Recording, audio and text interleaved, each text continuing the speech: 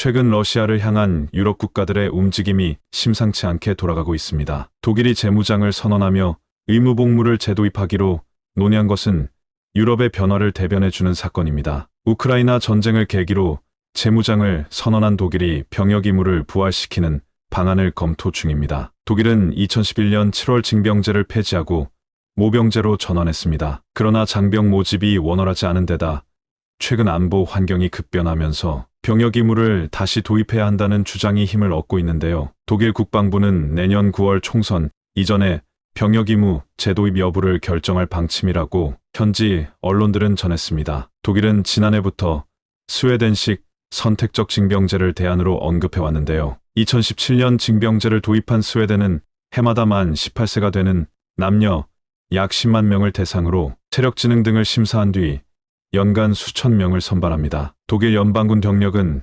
지난해 연말 기준 18만 1천 명 정도입니다. 그런데 이 병력 규모를 2031년까지 20만 명 이상으로 늘릴 계획입니다. 퇴역자를 고려하면 매년 약 2만 명의 신규 장병이 필요하지만 군 복무 지원자는 갈수록 줄어드는 추세입니다. 독일 정치권은 징병제 재도입에 대체로 찬성하고 있습니다. 이날 공개된 여론조사기관의 설문 결과를 보면 응답자의 52%가 의무복무에 찬성하고 43%는 반대했습니다. 하지만 군 안팎에서는 병력 충원보다 훈련시설 등 인프라 복구가 더 시급하다는 주장도 나옵니다. 알폰스 마이스 독일 육군 감찰관은 최근 언론 인터뷰에서 전통적 방식의 징병제를 다시 도입하면 병력의 3분의 1을 훈련에 투입해야 한다고 지적하면서 인프라 복구가 더 시급하다고 주장했습니다. 유럽 각국은 한동안 모병제로 전환하다가 2014년 러시아의 크림반도 합병을 기점으로 다시 징병제를 도입하는 추세인데요.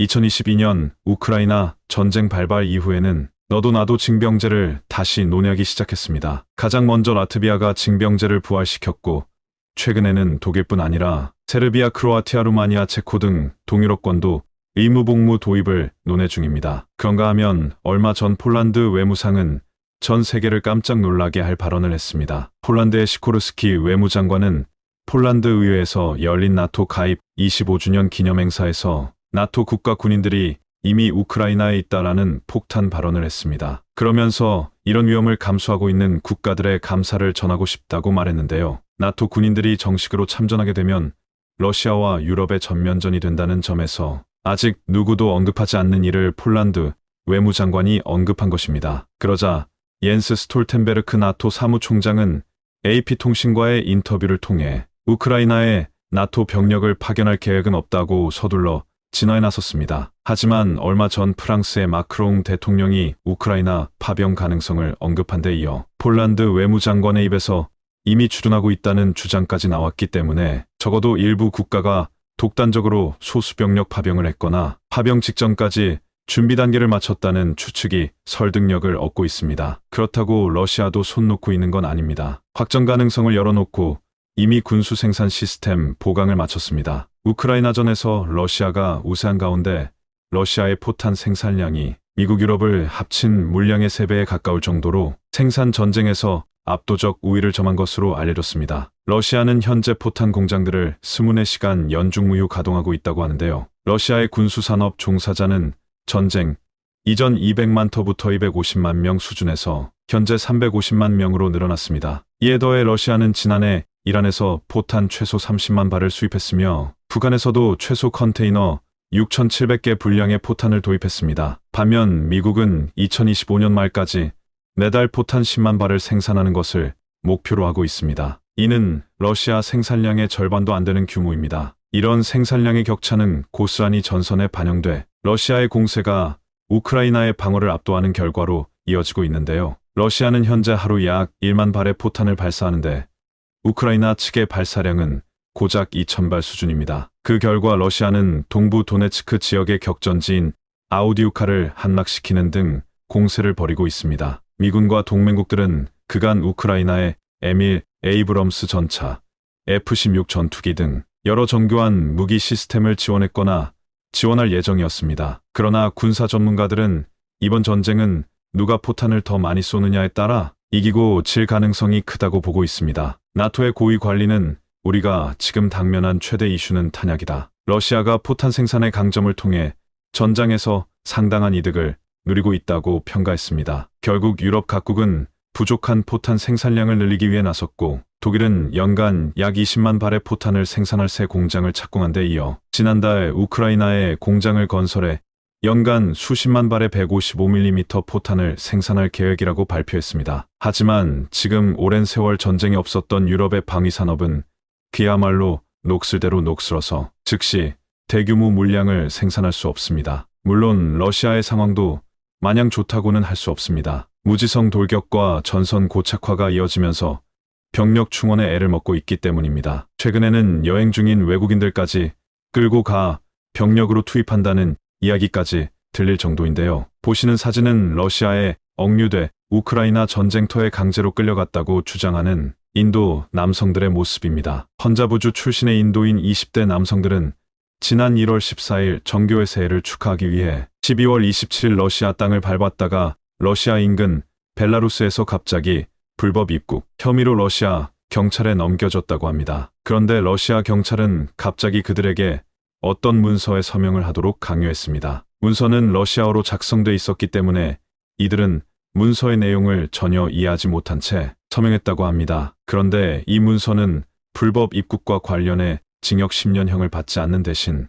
러시아군에 입대해 죗값을 치러야 한다는 내용이었다고 합니다. 결국 인도 남성들은 러시아 당국자들에 의해 어디론가 끌려갔으며 이후 군복으로 추정되는 외투를 입은 채 좁고 어두운 방 안에 서 있는 모습을 담은 영상이 공개됐는데요. 한편 러시아에 억류된 인도 남성들의 가족들은 현지 방송에 출연해 아들을 구해달라며 도움을 요청하고 있습니다. 러시아 당국에 속아 강제 입대한 인도인이 최소 24명인 것으로 파악되고 있는데요. 일부 인도인은 돈을 벌기 위해 러시아에 갔다가 후방 근무를 할 수 있다는 말에 속아 러시아군에 자원 입대하기도 했는데 이들은 강제로 최전선에 보내졌으며 이들 인도인들은 대부분은 고액의 월급을 주겠다는 러시아군의 말에 속은 가난한 청년들로 알려졌습니다. 상황이 이렇게 되자 결국 한국의 몸값이 높아지고 있습니다. 당장 러시아에 대응할 수 있는 군수 생산 능력을 가진 나라는 현재 한국밖에 없기 때문입니다. 한국은 현재 155mm 포탄을 연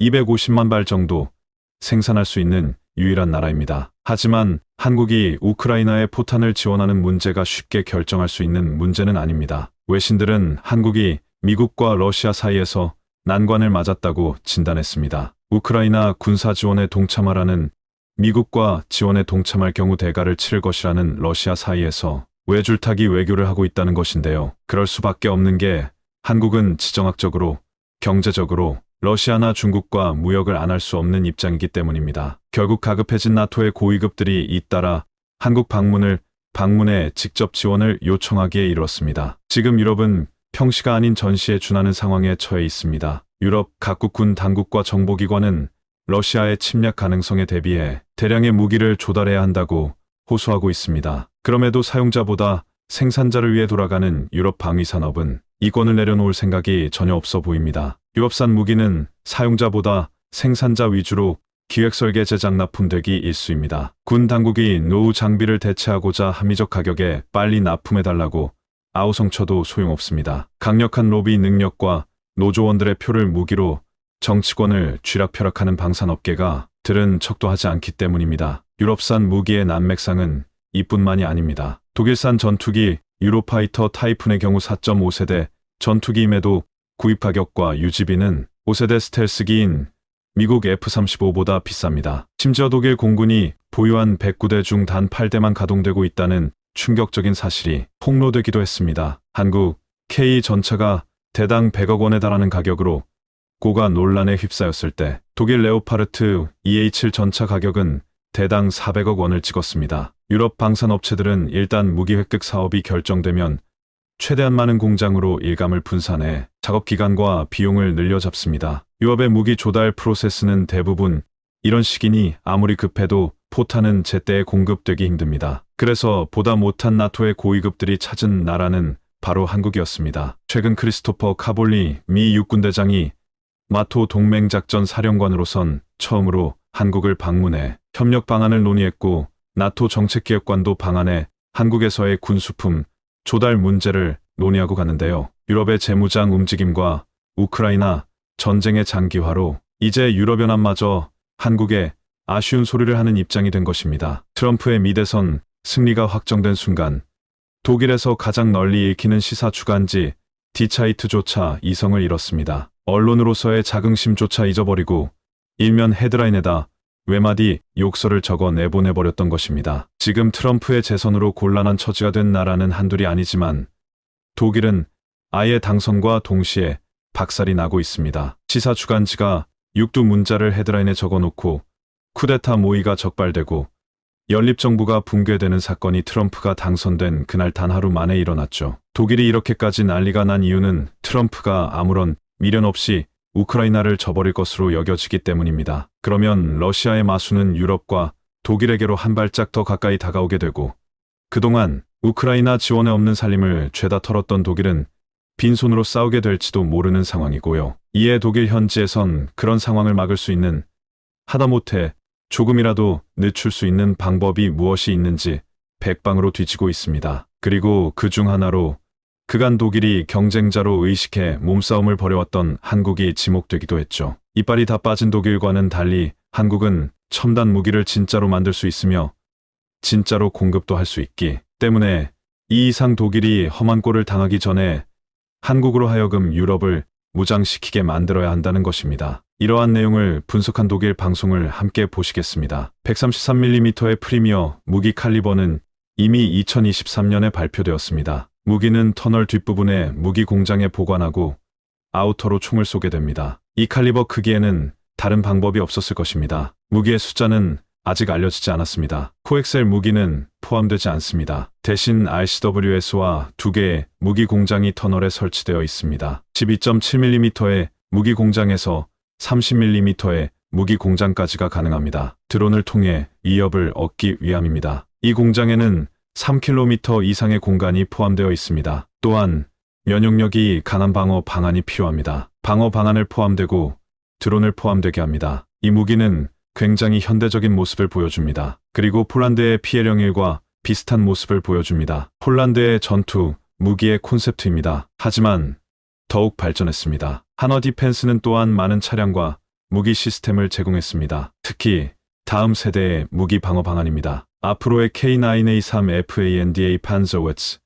K11A1 무기 방어 차량, 그리고 롯데 버전을 보여줬습니다. 다음 세대의 K9은 한국이 독일을 제치고 먼저 기갑 분야에서 혁신적인 기술들을 시도하고 있는 점을 매우 관심이 많습니다. 이미 산업을 주도하고 있다고 평가하며 기술과 생산력 양면에서 유럽을 넘어섰다고 말하고 있죠. 그동안 독일은 한국의 이러한 능력을 경계해왔습니다. 실제로 세계적인 군사적 긴장감이 급증하는 가운데 군비 경쟁이 지속되면 한국과 독일은 경쟁 사업자가 되기 때문입니다. 그러나 그 전제는 지금의 국제 정세가 지속된다는 것과 독일이 그 당사자가 아니라는 것입니다. 꾸준히 세계 각국이 새로운 무기를 원하는 상황이 이어져야 하고 그러면서도 독일은 그런 위협의 근원으로부터 멀리 있어야만 하는 거죠. 그렇습니다. 이 두 가지 모두 트럼프의 당선으로 망가져버렸습니다. 트럼프는 자신이 임기를 시작하는 그 순간 24시간 이내로 우크라이나 전쟁을 끝내버리겠다고 말했습니다. 미국의 지원이 끊어지면 우크라이나는 그동안 아무리 잘 싸워왔어도 버텨낼 재간이 없습니다. 따라서 트럼프가 말하는 전쟁의 끝은 당연하지만 우크라이나의 패배에 가까운 휴전을 의미하는 것인데요. 이렇게 되면 일단 한동안은 적어도 우크라이나와 러시아는 조용해질 것입니다. 우크라이나야 말할 것도 없고 러시아도 그간 엄청난 국력을 소모했기 때문입니다. 전문가들은 당장 휴전이 된다고 하더라도 러시아가 추후 10년 정도는 움츠려서 힘을 모아야 할 것이라고 분석하고 있습니다. 하지만 그렇게 국력을 보충한 뒤에는 다시 다음 희생양을 노리게 될 것이 확실합니다. 우크라이나가 무너지면 다음 최전선이 될 것으로 보이는 국가는 폴란드나 루마니아와 같은 동유럽 국가들입니다. 이들도 위기감을 느끼고 있는지라 무서운 속도로 군비를 늘리고 있는데요. 다만 다른 점이 있다면 이번에는 미국 대통령이 트럼프라는 것입니다. 결코 우크라이나 때처럼 든든한 지원을 기대할 수 없을 것이라는 이야기죠. 만약 이들마저 버텨내지 못하고 무너진다면 그 다음은 마침내 독일이 최전선이 됩니다. 그래서 트럼프가 당선된 그 순간 사실상 우크라이나의 운명을 결정되었으며 독일은 유럽에서 두 번째로 위험한 나라가 되어버린 것이라고 말할 수 있습니다. 만약 최악의 상황이 닥쳐서 독일이 러시아를 상대하게 되었을 때 독일은 버텨낼 수 있을까요? 이 역시 절망적입니다. 독일은 탈냉전 이후 군축을 너무 제대로 해버린 나머지 군 장비의 수량뿐만이 아니라 군수품 생산 능력까지 쪼그라들어 버렸습니다. 올해 세계 군사력 순위에 따르면 독일은 그 명성이 무색하게도 무려 19위를 기록하고 있으며 21위인 폴란드와 별로 차이도 나지 않는 수준입니다. 참고로 우크라이나는 독일보다 한 계단 위인 18위로 독일 역시 러시아의 위협을 마주하게 되면 시한부가 된다는데 의견은 없습니다. 이런 상황에서 독일이 한국과 방위 산업을 경쟁할 여력은 이제 없어졌습니다. 앞으로 러시아가 국력을 회복할 10여 년 동안 다른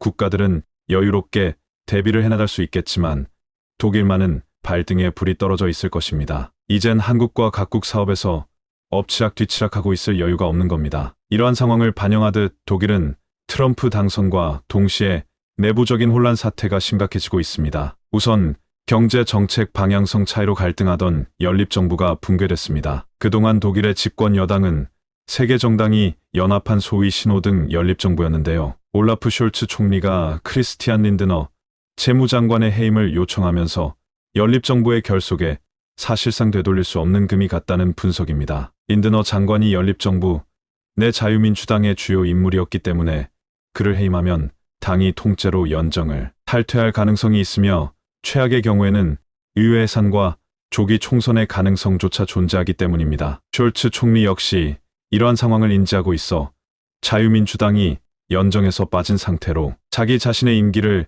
이어갈 것인지를 결정하는 총리 신임 투표를 의회에 요청했습니다. 사실상 국가 수뇌부 기능이 파행에 돌입한 것인데 하필 재무부로부터 이 일이 촉발됐다는 점에서 우크라이나에 대한 재정적 지원 방향성이 상실된 것이 적잖은 영향을 미쳤다는 것을 짐작해 볼 수 있습니다. 정계 밖에서는 더 어이없는 소란도 일어났습니다. 2차 대전 시절 나치식의 국가사회주의 부활을 목표로 쿠데타를 모의한 그곳 조직이 적발된 것입니다. 독일 연방검찰은 작센주와 폴란드 국경 인근 지역에서 작센분리주의자라 불리는 조직원 8명을 체포하고 이들의 주거지 등 20곳을 압수수색했습니다. 이 조직은 인종주의와 반유대주의를 주창하며 2020년 결성되어 옛동독 지역을 무력으로 장악하고 POC 인종청소를 계획한 혐의를 받고 있습니다. 그런데 충격적인 점은 이들이 단순히 바보들의 모임이 아니라 정치인들의 지원을 받는 조직이었다는 것입니다. 독일 연방검찰에 따르면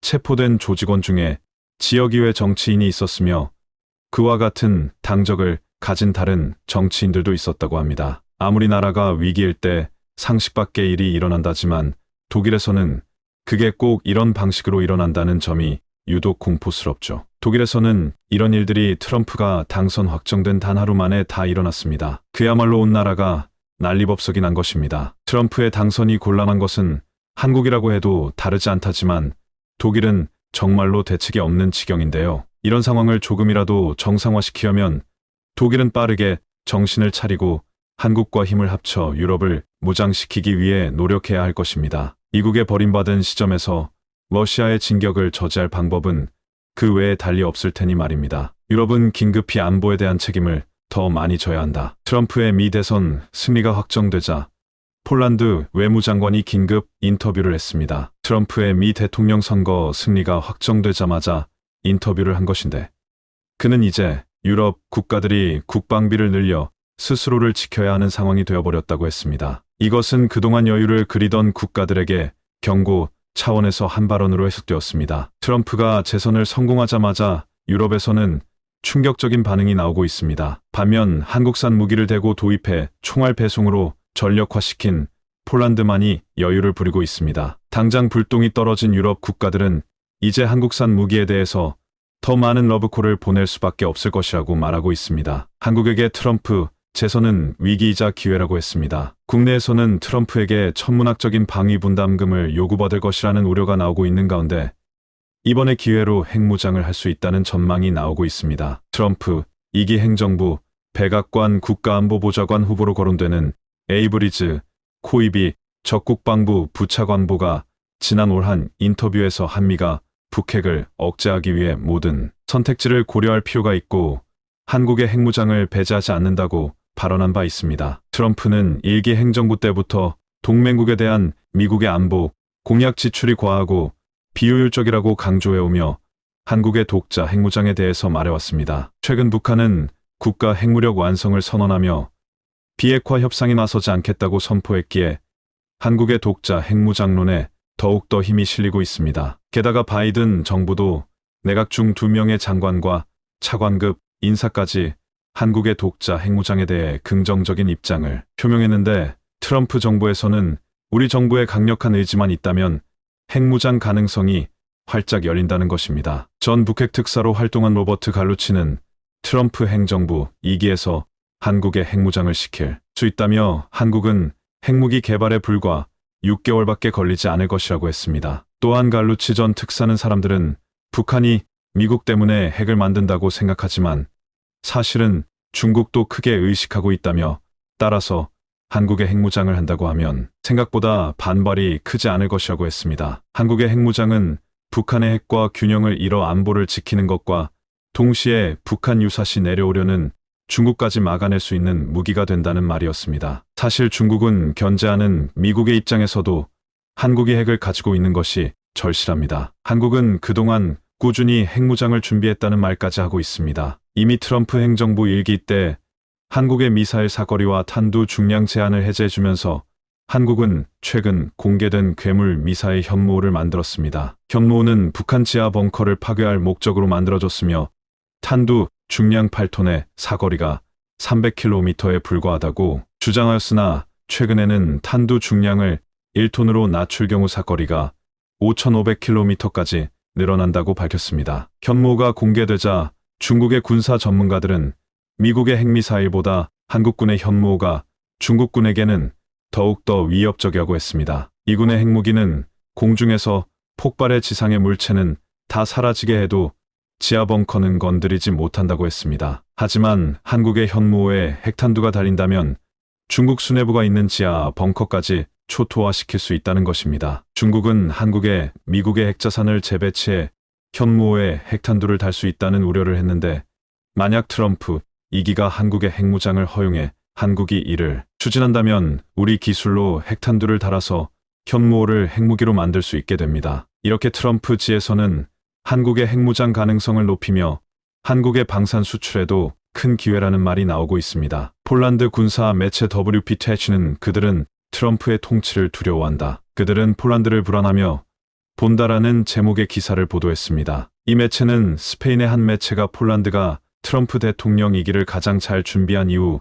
국가라고 언급했다며 폴란드는 나토의 주요 국가가 된 반면 스페인은 이 문제를 심각하게 방치해 트럼프의 표적이 되었다고 했습니다. 또한 이 매체는 폴란드는 미국과 한국의 무기를 대고 도입했다며 한국의 K-39 천무와 FA-50 K9 자수포, K 전차가 군대 현대화 맥락에 중요한 방향이 되었다고 했습니다. 트럼프는 지난 8월 유세에서 나토 국가들이 GDP의 3%를 국방비를 지출해야 한다고 말하며 2%는 세계의 도둑질이라고 말했습니다. 폴란드는 올해 GDP의 약 4.12%를 썼다며 모범국가로 말하면서 국방비를 적게 지출한 유럽 국가들은 앞으로 곤혹스러운 상황을 맞이하게 되었다고 했습니다. 트럼프는 24시간 이내에 우크라이나 전쟁을 끝낼 것이라고 했는데 유럽은 러시아의 승리를 안겨주는 것도 우려하고 있지만 전쟁 후 유럽에서 미국이 철수하려 한다는 것에 공포감을 느끼고 있습니다. 트럼프 측에 가까운 싱크테크인 리뉴잉 아메리카는 동유럽의 주도나 미국의 모든 지상부대를 철수해야 한다고 썼습니다. 이들의 역할은 앞으로 군대를 강화하고 있는 폴란드, 대규모 예비군을 보유하고 있는 핀란드, 나토의 기갑 중추인 냉정시대 역할로 복귀할 수 있는 독일이 대신해야 한다는 것이었습니다. 이제 유럽 국가들은 스스로 지켜야 하는 상황이 되어버렸는데 한국에게서 대거 무기를 도입한 폴란드만이 안심하는 상황이 되어버렸습니다. 유럽에서 트럼프 재선 소식에 가장 충격을 받은 나라는 루마니아였습니다. 폴란드에 뒤따라 K9 자주포 등 항구선 무기를 도입하고 있지만 폴란드를 보라하며 앞으로의 상황을 예측했습니다. 디펜스 루마니아는 6.21 폴란드는 뚫을 수 없는 벽으로 변하고 있습니다. 제가 러시아라면 폴란드를 우회하겠습니다. 그런데 루마니아는 어떤가요? 라는 제목의 기사를 보도했습니다. 루마니아 최신 유럽 안보 전문가 윌리아 조자는 여러 차례 침략과 분단을 겪으며 격동의 역사를 겪은 폴란드는 오늘날 대규모로 무장하고 있다며 내가 푸틴의 입장이라면 폴란드를 피할 것이라고 말했습니다. 하지만 루마니아나 바이트 연안 국가들의 상황은 별로 좋아 보이지 않는다며 트럼프 행정부가 복귀한다면 우리가 쓰는 국방비가 압박받을 것이고 무엇보다 우리 자신의 방어 능력도 없다는 것은 아주 확실한 사실이라고 했습니다. 매체는 폴란드가 유럽에서 가장 강력한 지상군이 되는 것은 시간 문제라며 이국의 에이브람스 탱크와 무려 1000대의 한국산 K전차를 계약했다고 말했습니다. 당장 유럽 국가들은 발등에 불이 떨어졌는데 폴란드가 한국산 무기를 받는 속도에 부러운 시선을 보내고 있습니다. 지난 10월 25일 폴란드를 향하는 또 다른 K전차 7대와 K9 자주포 16대가 경남 창원시 마사랑에서 목격되었습니다. 이는 곧 폴란드에 총 69대의 KGF와 124대의 K9 자주포가 갖춰진다는 것을 의미한다고 했습니다. 이 영상을 본 한 한국 네티즌은 이 정도면 폴란드는 와우 회원님이라고 말했습니다. 폴란드는 지난 10월 3일 K전차 6대가 실린 함선이 하역되었다고 알렸는데 이로써 폴란드와 첫 번째 계약에 따라 180대의 탱크 중 62대가 이미 폴란드에 인도되었다고 말했습니다. 그런데 한 달 후 또다시 한국은 7대의 K전차가 준비되어 69대가 되는데 거의 34일 만에 1대를 뽑아내는 정말 놀라운 속도였습니다. K9 자주포는 9월 12일에 12대, 10월 8일에 12대가 도착하고 이번에 16대가 도착하는데 거의 이틀에 1대가 생산되며 점점 더 속도가 빨라지고 있습니다. K전차를 탈락시키고 독일산 레오파드 EA8 전차 54대를 계약한 노르웨이는 계약한 지 거의 2년 만인 최근에서야 받기 시작했다고 알려졌습니다. 노르웨이의 비슷한 시기에 계약한 폴란드는 곧 69대를 보유하게 되는데 거의 납품 속도가 2년이나 차이가 나고 있습니다. 네덜란드와 크로아티아가 레오파드 EA8 전차를 도입하려 하는데 너무 느린 속도로 도대체 언제 받을 수 있냐는 말이 나오고 있습니다. 지금 유럽에서는 한국산 무기를 먼저 도입한 폴란드에 이어 많은 국가들이 한국산 전차나 자주포에 대한 도입을 검토하고 있습니다. 이런 가운데 지난 5일 전한미 연합사령관 3명이 하나에어로스페이스 사업장을 방문했습니다. 여기서 K9 자주포와 K10 탄약 운반차를 보며 하나에어로스페이스의 무기 체계는 세계적인 수준이라고 극찬했습니다. 에이브럼스 전 사령관은 전장에서 안전하고 신속한 탄약 장전은 매우 중요하며 탄약 운반 차량은 미군의 게임 체인저가 될 수 있다고 말했습니다. 이제 한국 무기는 유럽은 물론 미국에서도 필요한 수준에 도달하고 있습니다. 트럼프는 모든 전쟁을 종식시킨다고 했지만 트럼프식 평화를 위해서는 더 많은 무기가 필요해지는 상황이 되고 있고 이를 빨리 실현시켜줄 나라로 한국이 지목되고 있습니다. 대한민국 공군 채널에서 공군 공대지 무장모험 영상을 지난달 30일에 올렸습니다. 우리 공군에 보유한 전투기에서 지상을 향해 공격할 수 있는 공대지 무기의 살벌한 유력이 드러났습니다. 특히 마지막에 등장한 장거리 공대지 유도미사일 타우러스는 최근 7년 만에 실사격에 성공했는데 무려 400km를 날아가 서해상 사격장에 설치된 표적에 명중했습니다. 이를 보고 국내 네티즌들은 아군 아니었으면 큰일 났을 단체, 오늘도 두 발이 뻗고 잠잘 수 있겠다, 감사합니다 라고 말했습니다. 타우러스 미사일은 스텔스 기술로 북한 레이더망에 탐지되지 않으며 두께 3m 철근 콘크리트를 관통할 수 있어 북한 지하 벙커 파괴에 최적화되어 있습니다. 강력한 탄도와 스텔스 기술의 다양한 항법으로 500km 앞 목표물을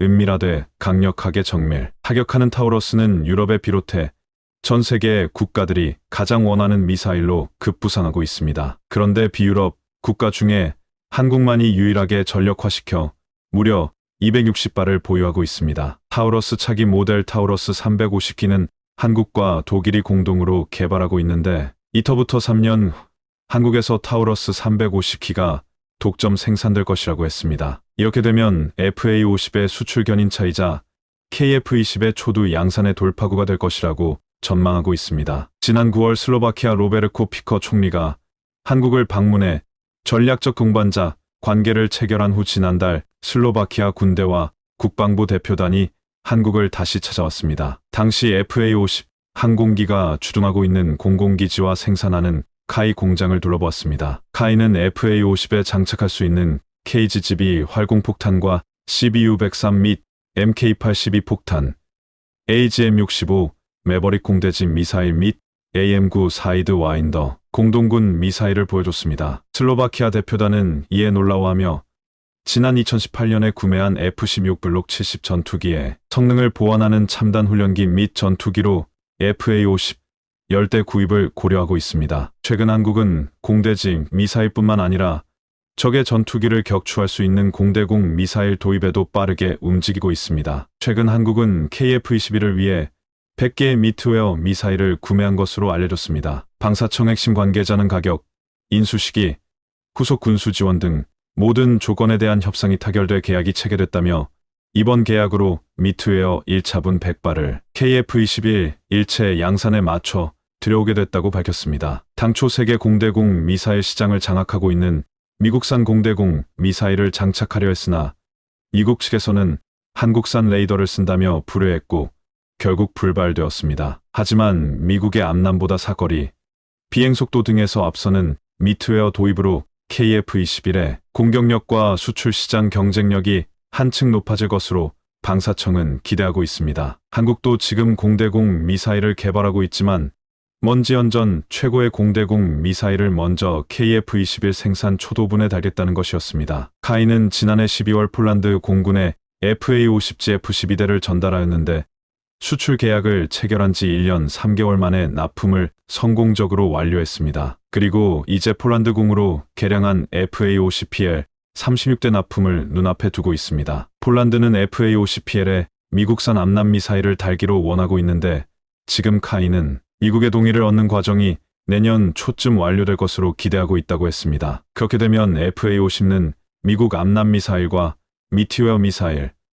나중에는 한국산 공대공 미사일까지 장착할 수 있게 됩니다. 한국은 한국산 전투기에 미국산, 유럽산, 그리고 한국산까지 최고의 무장을 할 수 있게 해주려고 하고 있습니다. 지금 폴란드에 이어 필리핀과 우즈베키스탄, 이집트가 FA-50 도입을 검토하고 있습니다. 또한 노후화된 F-16을 대체하거나 보완하려는 동유럽 국가들도 탐을 내고 있습니다. 폴란드 군사 매체 디펜스24는 최근 한국에서 폴란드 FA-50의 생산 모습은 어떠한가요? 라고 물으며 유명 군사 전문가들을 나눈 토론 영상을 올렸습니다. 이들 중에는 FA-50에 대한 반대, 여론이나 부정적인 여론이 한동안 들끓었으나 FA-50에 대한 진가를 말하는 이의 발언이 눈에 띄었습니다. 폴란드 FA-50는 세계에서 가장 현대적인 KF-21 비행기 중 하나입니다. 이 비행기는 몇 가지 기본적인 부분을 가지고 있었습니다. 첫 번째는 FA-50의 생산 현장입니다. 두 번째는 이 비행기를 운영하는 바지입니다. 세계에서 가장 큰 FA-50 바지입니다. 이 바지에는 8개의 미사일 바지를 사용합니다. 또한 우리는 산촌에서 FA-50이 생산하는 곳에 가까운 공장에 있었습니다. 그리고 T-50 비행기를 통해 FA-50을 생산하는 학교 비행기를 볼 수 있었습니다. 이 비행기를 운영하는 블랙 이글스의 스태프는 매우 효율적이었습니다. 제 인생에서 가장 효율적인 스태프 중 하나입니다. 그리고 이 비행기는 유럽과 아시아에서 관객을 향상시키고 한국 비행기를 운영합니다. 이 비행기를 운영할 곳이 없었습니다. 이 비행기는 FA-50, F-13, F-15 등을 운영합니다. 이 비행기는 TA-50을 생산하고 있습니다. 이 비행기는 학교 비행기입니다. 저는 이 비행기를 구매하기로 결심했습니다. 처음에는 트위터에서 화가 났습니다. 저는 트위터에서 화가 났습니다. 하지만 지금은 많은 사람들이 이 비행기를 구매하기로 결심하고 있습니다. 우선 한국 비행기를 통해서 말씀드렸죠. 이 비행기는 비행기 운영 시간이 매우 저렴합니다. 그래서 한국이나 폴란드에서 비행기를 운영할 수 있습니다. F-16에서 한국인들은 9.11번의 비행기를 운영합니다. F-16에서 비행기를 운영합니다. 한국에서 수업을 마쳤을 때 F-16에 도착할 비행기를 FA-50에 보내드리도록 하겠습니다. FA-50에 도착할 비행기는 F-16에 도착하지 않습니다. F-16에서 9.11번의 비행기를 운영합니다. FA-50의 비행기 운영시간이 저렴합니다. F-16의 비행기 운영시간이 저렴합니다. 그래서 이 비행기는 8번의 비행기 운영을 통해 8번의 비행기를 운영합니다. 이 비행기는 학교에서 운영하는 비행기입니다. 한국에서 이런 질문을 받았습니다. 그러나 우리는 이 질문을 받아야 했습니다. 한국에서는 이런 목소리가 있습니다. 한국은 이 비행기는 학교에서 운영하는 비행기를 운영하지 않습니다. 이 비행기는 전투 비행기입니다. 그리고 이 비행기는 서울에 위치한 비행기입니다. 이 비행기는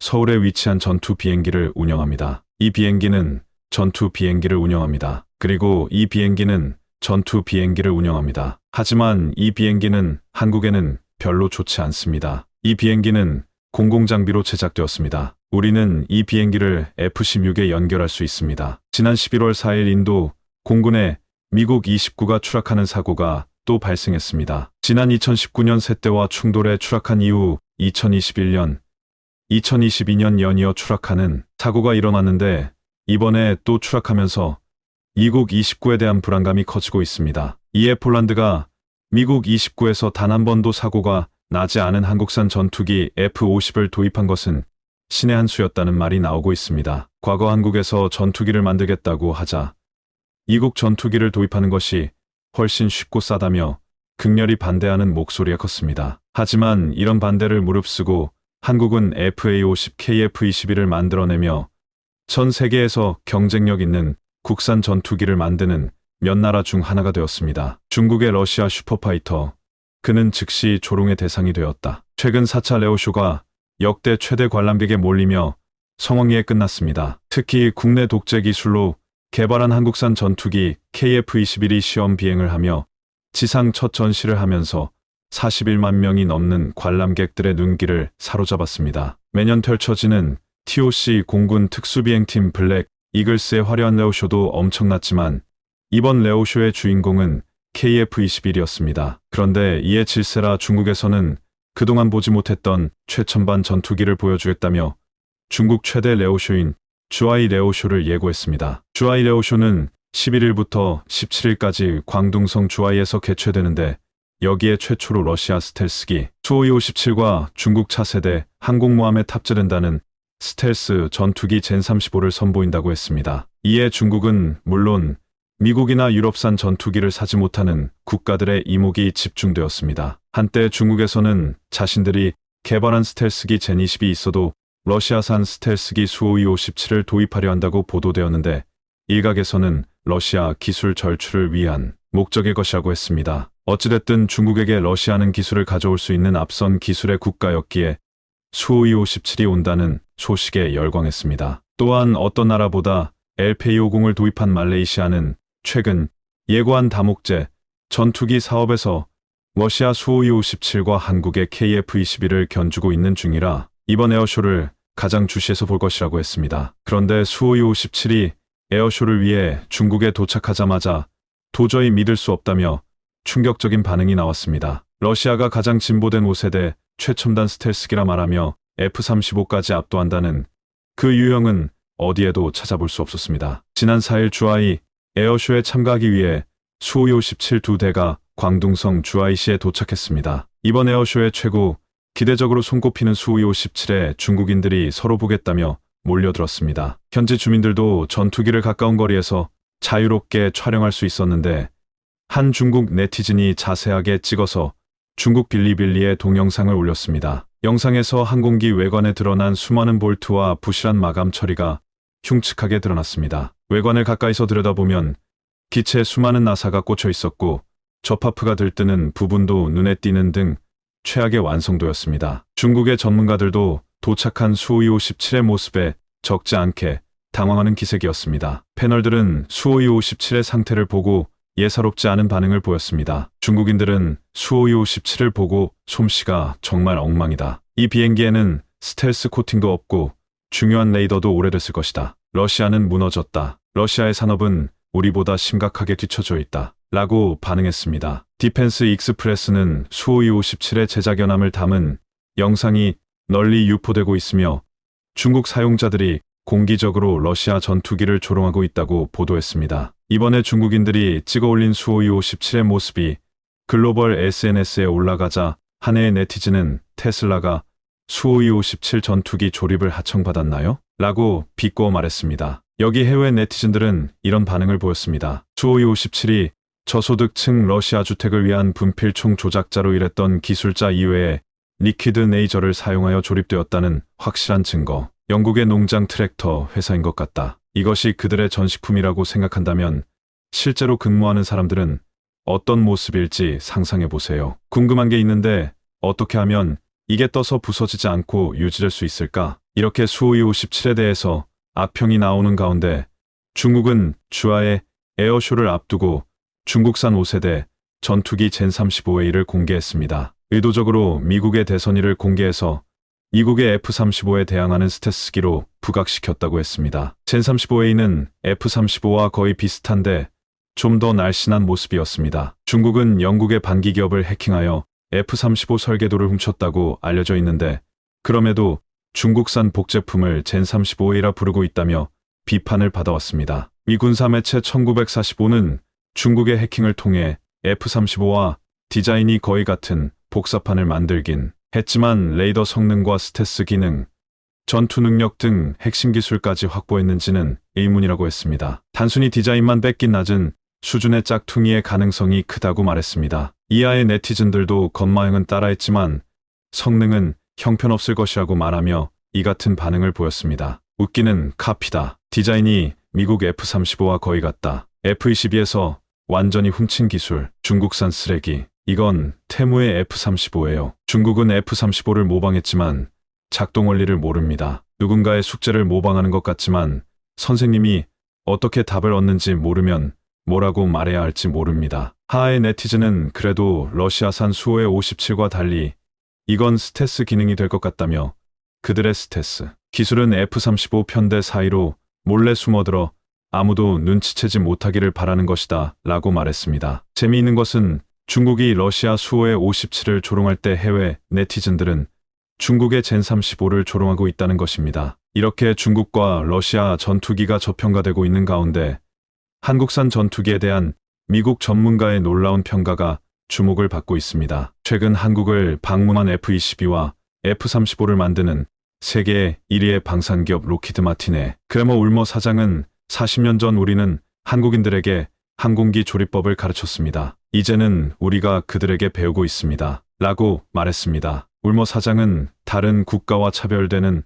한국의 제조, 엔지니어링 역량이 K방산의 성공 요인 중 하나라고 설명했습니다. 또한 대한민국 산업은 경제적인 동시에 매우 높은 품질의 소재를 생산한다며 한국의 항공기, 금속 부품 제조를 전문으로 하는 중소기업이 로키드 마틴의 베스트셀러 중 하나인 C-130 수송기, 핵심 부품 등을 공급하고 있다고 했습니다. 한국 기업들이 C-130, F-16, F-35 등의 항공기에 들어갈 초정밀 가공과 고난이도 조립이 필요한 부품을 공급하고 있다며 로키드 마틴은 한국 산업 생태계에 큰 관심을 가지고 있다고 했습니다. 현재 한국의 항공우주 산업이 기술, 방법론 측면에서 새로운 접근법을 제시하기도 한다며 그런 면에서 본다면 로키드 마틴이 한국에서 배우고 있다고 했습니다. 이번에 러시아가 소위 O-57을 내세운 것은 서방의 제재로 대량 생산에 어려움을 겪고 있어 해외 구매자 확보가 시급한 상황이기 때문이라고 했습니다. 하지만 이번 에어쇼의 출품으로 오히려 전투기의 기술적 한계가 드러나는 결과를 초래했다는 평가가 나오고 있습니다. 로키드 마틴은 한국이 국산 전투기를 만든다고 할 때 불가능하다고 말했지만 한국의 KF-21이 핵심 기술 개발에 성공하고 이를 생산하는 카이 공장 와서는 놀라움을 감추지 못했습니다. 카이 사천 공장에는 대형 로봇 드릴링 시스템을 개발해 도입하여 사람의 팔처럼 생긴 로봇이 정해진 위치에 오차 없이 구멍을 내고 있었습니다. 이외에도 카이는 자동화 장비를 통해 빠르고 효율적이고 정밀하게 전투기를 조립 생산하고 있었습니다. 한국은 항공기, 초정밀 가공, 부품부터 자동화 조립까지 기술 개발뿐만 아니라 전투기 조립 생산까지 완벽한 시스템을 구축하고 있습니다. 한국은 머자나 최고의 경쟁력 있는 전투기를 만드는 방산 강국의 대열에 올라갈 것으로 기대하고 있습니다. 이번 사천 에어쇼에서 KF-21 보람의 단자 1호기가 시험 비행을 하면서 가볍게 이륙하고 고바등과 기동과 놀라운 선의 능력까지 보여주며 많은 이들은 마치 F-12 랩터 같다고 말했습니다. 한해 네티즌은 중국의 전투기를 바라보는 시각과 한국의 전투기를 바라보는 미국의 시각이 완전히 다르다며 이렇게 표현했습니다. 중국이 젠20을 개발하고 있다. 미국, 야 이놈들 우리를 따라했네. 한국 F-21을 카피해서 개발. 미국와 달라 보인다. 이상 스멍이었습니다. 현재 한국군의 군사력 강화와 기동 전단을 위해 건조가 시작되는 KDDX는 총 6척을 배치하려고 준비 중이며 세중대왕급 구축함과 관계토대왕 구축함, KDDX, 구축함을 통해 총 18척의 전투함을 확보하려 합니다. 이런 전투함의 건조는 주변국들의 움직임에 가장 제대로 대응하고 있다는 증거이며 압도적인 자주국방의 무력만이 우리의 영토를 철저하게 지켜줄 예정인데요. 앞으로 건조될 KDDX 6척은 중국과 일본 등 주변국에 대응하기 위해 창설 추진 중인 한국 해군의 기동함대에 포함될 전망입니다. 대한민국은 전 세계 국가들과 비교해봐도 선진적인 현무 미사일 기술력을 구축했으며 관련된 미사일 기술력을 적극 수용하여 KDDX 스텔스 전투함에 적용하려 준비 중에 있고 아시아 최초의 스텔스 전투함 건조를 통한 새로운 기술적 도약을 이룩하려고 있습니다. 중국 시진핑의 끝없는 영토 여욕으로 이미 대만과는 전쟁을 치르기 직전이며 중국 해군에 이어도 도발, 국지전 가능성이 높아지자 한국 해군의 역량을 비약적으로 강화할 중요성이 높아졌다는 국방과학연구소의 발언과 함께 한국군의 스텔스 전투함 KDDX의 건조 소식이 연속적으로 전해지고 있는데요. 보강된 성능의 이지스 스파이레이더는 한국형 스텔스 전투함의 유효사 거리를 대폭 상승시켜줄 것이며 독자적으로 개발한 강화격격 시스템과 다중미사일 발사 시스템은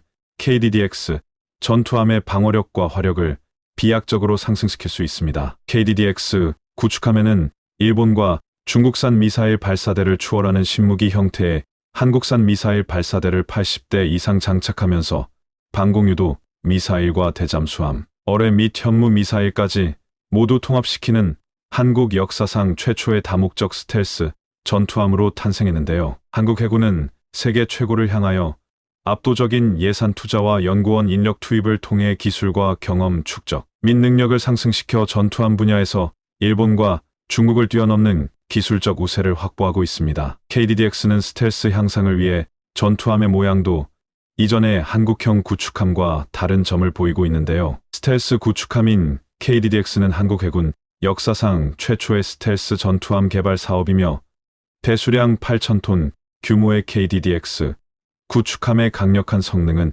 이전에 개발되었던 세종대왕급 KDX 구축함과 달리 전투함의 추진체계와 바스터빈 엔진을 제외한 모든 미사일, 무장체계 및 전투체계 소프트웨어와 다기능 레이더, 이 소나를 100% 한국산으로 통일시킨 한국 역사상 최초의 국산 스텔스함입니다. 현대중공업의 KDDX의 형상을 보면 선체 돌출부를 최소화해 고도의 스텔스를 확보한 것으로 파악되었는데요. 국산 통합 전투체계를 개발함에 따라 이국도 하지 못했던 X밴드 레이더와 S밴드 레이더를 동시에 배열하는 듀얼밴드 통합 마스트 개발에 비로소 성공했습니다. 스텔스 성능에도 굉장한 이점이 생김에 따라 레이더 탐지 면적인 RCS 수치를 극단적으로 낮추게 되었고 레이더 탐지 면적이 압도적으로 작아짐에 따라 스텔스 형상이 최대한 돋보이도록 했는데요. 여기서 우리는 통합 마스트라는 개념에 대해 주목해야 하는데 통합 마스트는 레이더 통신 전자전체계 등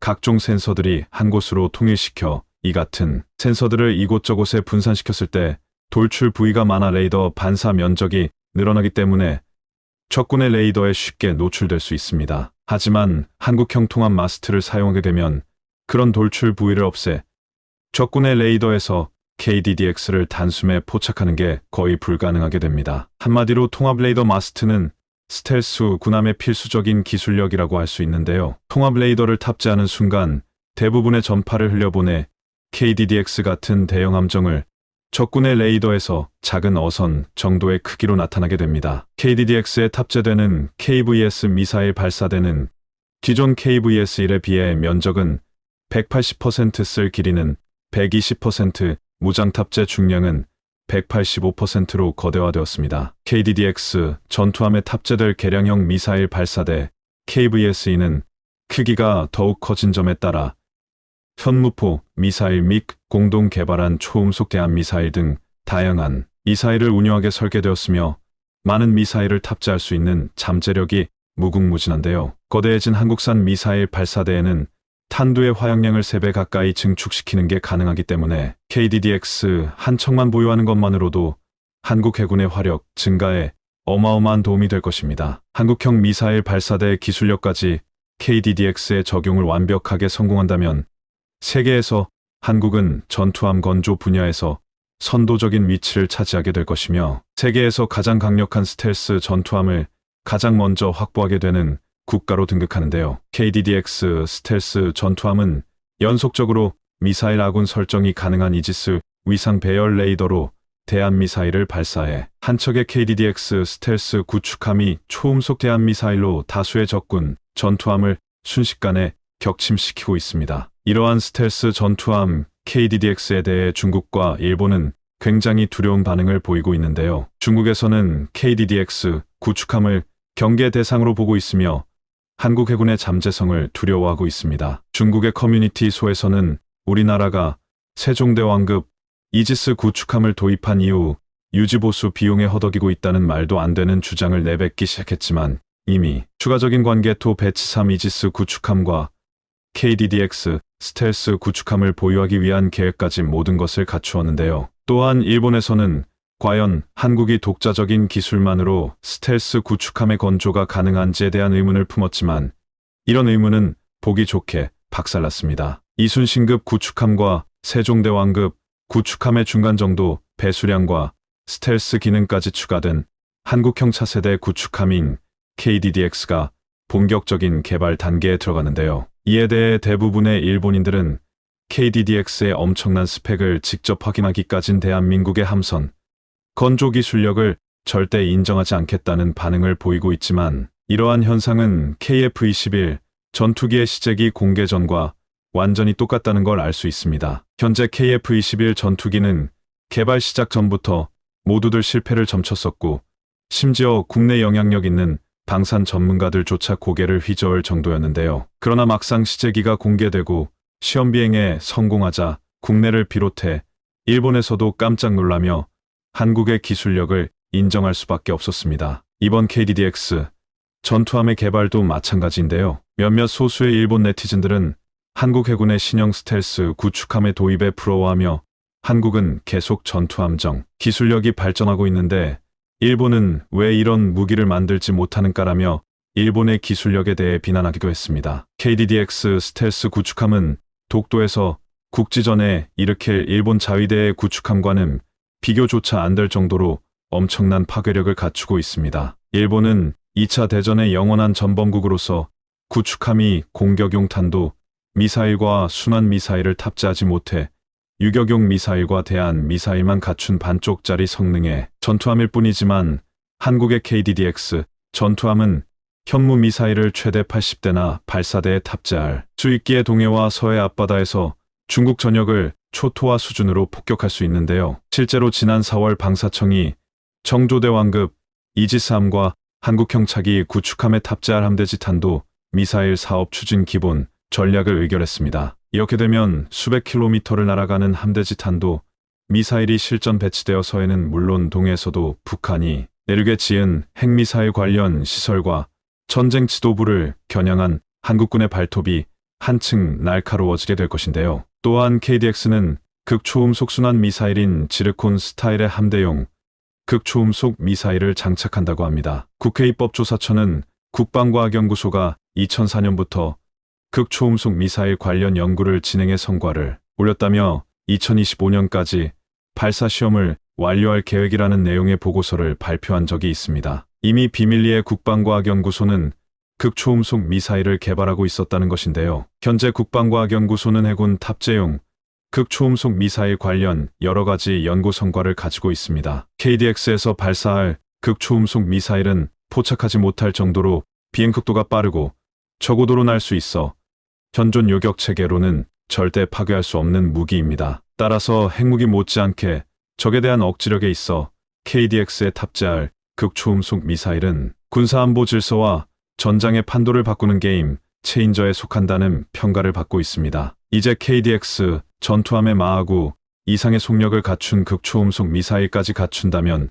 중국 해군은 한국을 상대하기가 여간 어려울 수밖에 없을 겁니다. 뿐만 아니라 KDX-X에서 완성된 스텔스 설계를 채용해 주멀트급과 같은 동급 이상의 압도적인 스텔스 능력을 확보하게 될 것인데요. 한마디로 한국의 차세대 중구축함은 바다에 떠다니는 투명 전투함이 될 것입니다. 그런데 여기서 더욱 대단한 것은 이 모든 것들이 완전 국산 함정에 완전 국산 센서 체계 완전 국산 무장이 결합되어 미국 정도나 독자적으로 구축할 수 있던 협동교전 능력 실시를 오로지 대한민국만의 힘으로 구현할 수 있게 된다는 것인데요. KDX에서 첫 탑재된 국산 완전 전기 추진체계 개량형을 탑재해 현재 개발이 거의 완료된 출력 고에너지 레이저 무기를 마음껏 사용할 수 있을 것이며, 한대공 유도탄이 사업으로 획득된 국산 중장거리 유도탄과 SM 개량형 탄도탄 요격용 미사일을 탑재해 현존하는 거의 모든 미사일을 격추할 수 있는 능력을